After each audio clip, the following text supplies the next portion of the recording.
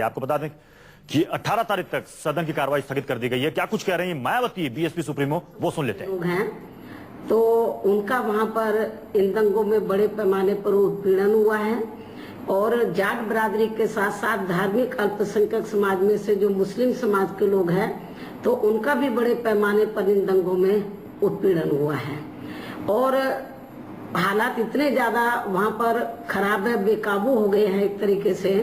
कि उत्तर यहाँ पर मुजफ्फरनगर और शामली के आसपास में का जो इलाका है तो कुछ देहात तो पूरे के पूरे खाली हो गए हैं।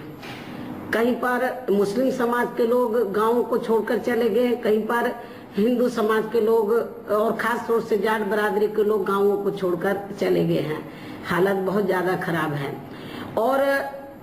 जब ये दंगे हुए और जब हालत बेकाबू हो गए और हमारी पार्टी ने, अन्य पार्टियों ने जब इन दंगों के खिलाफ आवाज उठाई, लेकिन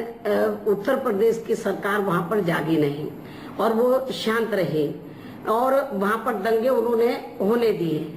उधर उन्होंने कंट्रोल नहीं किया। और जब विपक्ष के लोग जाने लगे, हमारी पार्टी भी ये चाहती थी कि मैं उधर पहुंचूं, लेकिन जब हमारी पार्टी के लोगों ने उधर के प्रशासन से बात किया तो उन्होंने कहा कि नहीं, मैडम को नहीं आना चाहिए और जो विपक्ष के लोग गए उनको भी रोका गया।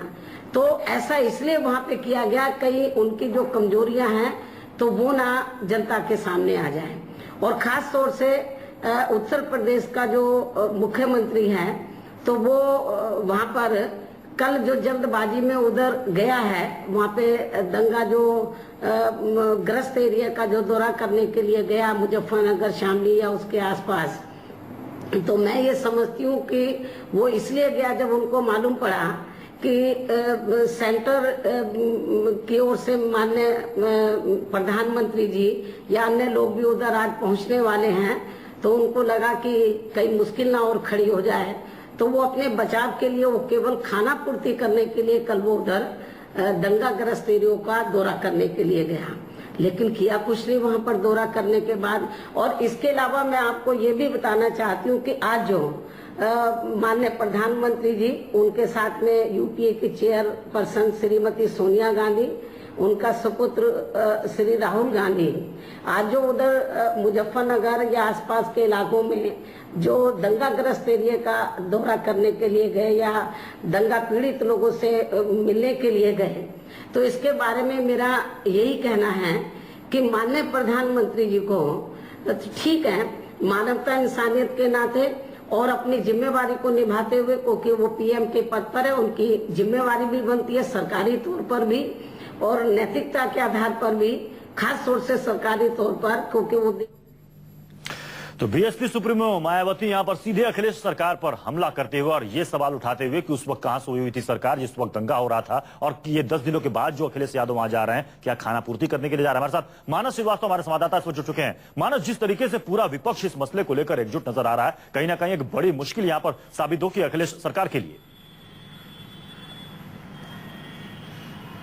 देखिए, सरकार इस बात को माने या ना माने, लेकिन हकीकत यह है कि अखिलेश सरकार मुजफ्फरनगर दंगे को लेकर के चौतरफा घिरी हुई और उसके ऊपर हर तरफ से हमले हो रहे हैं। जो उसका वोट बैंक जनाधार है वो उसको खिसकता हुआ दिख रहा है, क्योंकि जो मुस्लिम बेल्ट है वो बहुत नाराज है। जो मुस्लिम इलाके में जो जिस तरीके से हिंसा भड़की, वहां पे जो मुस्लिम जो तबका है वो बहुत नाराज है। दूसरी तरफ विपक्ष का जो हमला है वो लगातार जारी है, चाहे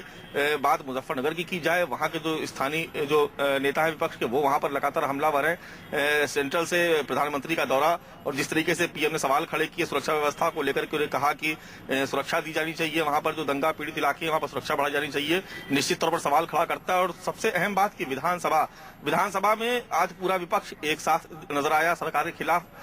बहुत जबरदस्त तरीके से लामबंदी देखने को मिली और बहुत जमाने बाद इस तरह को देखने को मिला कि पूरा का पूरा विपक्ष एक साथ सरकार पर हमलावर हो जाए। शुरुआत भले ही बीएसपी ने की और वहां पर बीएसपी के जो विधायक थे उन्होंने हाथों में बैनर लेकर के सरकार के खिलाफ नारेबाजी शुरू कर दी। मानस, आपको क्या लगता है कि जिस तरीके से ये हंगामा हो रहा है, इस मसले को लेकर विपक्ष जिस तरीके से एकजुट है, ये सदन की कार्रवाई आगे चल पाएगी? देखिए, सदन की कार्रवाई चलना बहुत मुश्किल नजर आ रहा है, इसलिए अब सदन जो 18 तक स्थगित कर दिया गया है। विपक्ष जो है इस पूरे मामले पर पूरा दबाव बनाकर रखना चाहता है। वो चाहता है कि सरकार एकदम दबाव में रहे, क्योंकि कहीं ना कहीं जो वोट बैंक जिस तरीके से बट रहा है, अगर बात करें हम बसपा की और कांग्रेस की, तो उनको ये लग रहा है कि ये जो पूरा जो संघर्ष हुआ है, ये जो पूरा सांप्रदायिक तनाव हुआ है, एक तरीके से मैच फिक्सिंग है ये समाजवादी पार्टी और भारतीय जनता पार्टी के बीच। इसके कुछ दूसरे भी तर्क है, जैसे कि हुकुम सिंह जो इस मामले में जिन पर एफआईआर दर्ज है, वो सदन की कार्रवाई में मौजूद थे, उनको गिरफ्तार नहीं किया गया, वो लगातार खुलेआम घूम रहे हैं, उनकी गिरफ्तारी के लिए कोई प्रयास सरकार की तरफ से नहीं किए गए। तो कहीं ना कहीं जो विपक्ष का आरोप है उसको भी बल मिलता है कि कहीं कोई मैच फिक्सिंग तो नहीं, कहीं वोटों के ध्रुवीकरण के लिए जो सांप्रदायिक ध्रुवीकरण जो करने की कोशिश हो रही, जैसे कि 90-92 के दौरान देखा गया कि हिंदू और मुस्लिम को अलग